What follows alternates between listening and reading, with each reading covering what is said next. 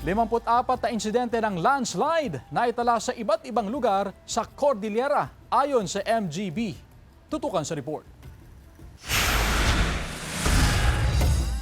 Patuloy na nararanasan ang masamang panahon sa ilang lugar sa Cordillera, partikular sa Baguio City at Benguet, dahil pa rin sa southwest monsoon o habagat. Pero ayon sa Pag-asa, mas mahina ang mararanasang pag-ulan ngayon kumpara sa mga naranasan noong mga nakaraang linggo.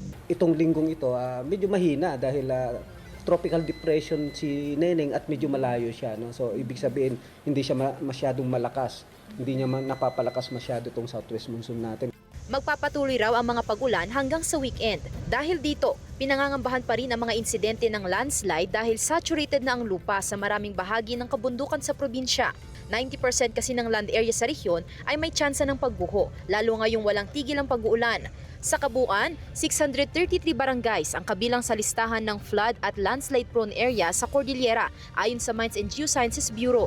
At magmula ng manalasa ang bagyong Maymay, 54 na ang reported landslide sa rehiyon.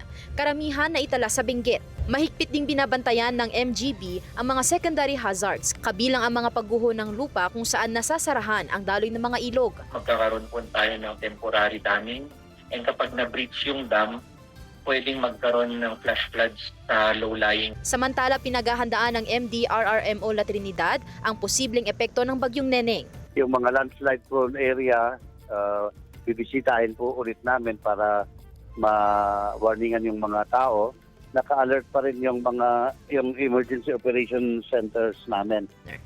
Kasama si Ron Alister Tañedo, Sandy Salvacio, One North, Central Luzon.